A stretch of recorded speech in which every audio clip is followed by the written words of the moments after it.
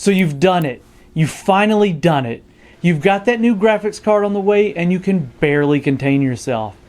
But now you're playing the waiting game because shipping takes forever.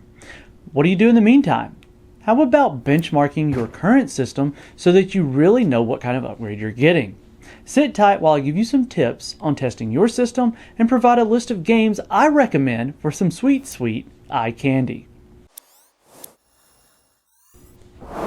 So why would you even want to test your system? I mean, you've already read 50 reviews by now and know exactly what you're getting into, right? Not necessarily. See, you might know what reviewers got for their numbers, but you want your own because you're not gaming on their test bench. You're gaming on your system. You also want to make sure that your new hardware works like it should when it gets in. Otherwise, you'll need to look into getting a replacement. So for that reason, I certainly recommend testing the games that you play the most, as those are the ones that really matter to you. So open up a spreadsheet or a notepad and list down all the games at the resolutions you're going to actually be playing at. If you're at 1440p, then 1080p performance really doesn't matter much, nor does 720p, so test the games at your resolution. As far as settings, use the ones that you're currently using. Then give maxed out a try. Sure, you're likely not going to get good results on your current graphics card maxed out, but you want to measure the uptick your new one delivers. Just make sure that you're using the same settings on both old and new graphics cards, so take good notes on them. Recording those metrics doesn't have to be a super scientific affair, since this is for your own personal use and not necessarily for publishing to an audience eagerly awaiting your findings. That doesn't mean you can't share them out of sheer excitement. After all, that's how a lot of reviewers started their paths. Each of the game's benchmarks will give you the performance metrics you need to make a good comparison, so no need to learn complex monitoring software overlays and reading graphs to make heads or tails of the results. The titles I'm putting on the table today are all modern and easy to test and have built-in benchmarking utilities. They're also used by a lot of professional review outlets, so you'll be able to check your system against theirs. Some are free, most are not, so let's jump in. First on the list is Forza Horizon 5 or 4. I say that because if you've got the Xbox Game Pass for PC or already picked up the wonderful Forza Horizon 5, then use that one. But Horizon 4 is available as a demo and is still absolutely stunning.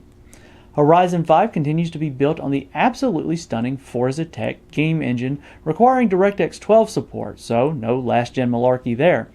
The benchmark for Horizon 5 takes you through a full race with a ton of visual treats to take in, and at the end gives you a very detailed look at what your performance will look like. This is super helpful when comparing performance across graphics cards. Along with noting this one down, maybe take a screenshot for the results as well for a good side-by-side when you get your new card in.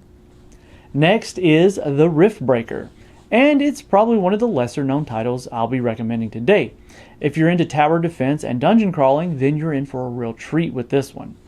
A newer title by Exor Studios, The Riftbreaker is built on the developer's own engine and brings next-generation features to the table. We're talking ray trace shadows, Fidelity FX super resolution, and variable rate shading as well. This game showcases what can really be done with ray trace shadow effects, and it's spectacular. Plus, there's a free demo on Steam, so you can check this one out risk-free. But I do recommend playing it a bit, as you might find a hidden gem here. Chernobyl Light is the next one on the list, and the one I didn't expect to ever get around to, but both Adam and I have had a fun time in this world. If you're interested in checking out the differences between Fidelity FX Super Resolution and Deep Learning Super Sampling, this title has both, and it's a gorgeous game with a lot of tweakable options. Chernobyl Light is built on the Unreal Engine 4, so it should be quite flexible and performing well across many generations of hardware. The big kicker here is the game has an unbelievably detailed benchmarking mode. This one isn't going to be free, so there'll be a cost of entry if you want this title in your library. But I think it's worth it, and if you're into games like Metro and Stalker, then don't sleep on this one. No list of games to benchmark would be complete without an Assassin's Creed title. So of course, I put Valhalla in here. Say what you will about the publisher, but Ubisoft's developers know how to put in a solid benchmarking tool into their games. Valhalla is running on the latest iteration of the Anvil Next 2.0 game engine. The core of that engine has been around for a little while and through several of Ubisoft's titles, but continues to be improved. The title no longer relies on older DirectX 11 API, so if you're testing your older graphics card with this one, make sure it has DirectX 12 support, which it should. This built-in benchmark has a lot of metrics that you can watch along the way, so it's a super fun one to run. Up for the next game, we're going to take things out to the Wild West with Rockstar's Red Dead Redemption 2. Now, this title has been an intriguing one since launch as it's received major upgrades, notably the addition of deep learning super sampling. So, if you're upgrading to an RTX card, you'll get the pleasure of testing that feature out for yourself. But that's about all the next generation features you'll find in this one, so why did I include it? Simple. This game is breathtaking and showcases what a carefully crafted world can look like, even on older technology. That's not to say it isn't running on a modern API, so you'll have the chance of your pick of DirectX 12 or Vulkan with this one, and more visual tweaking options than you can shake a stick at. Now I'm going to wrap this one up with Shadow of the Tomb Raider, and I can already hear folks out there groaning, "Oh, why would he recommend a game from 2019 at the end of 2021? Easy folks, this game is a staple of many reviews and the developers haven't slept on this one at all. The game is chock full of features from ray trace shadows to Fidelity FX CAS and even been recently updated to DLSS 2.0. There is no shortage of things to play with, and it's a really good game and everyone should most likely have it in their library already.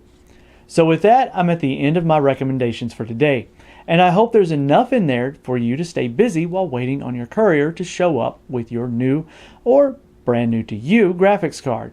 I know there are many more titles out there that you can test out for yourself, so be sure to share your suggestions down in the comment section, and newcomers can take a stroll down there and see what others have to say on the topic.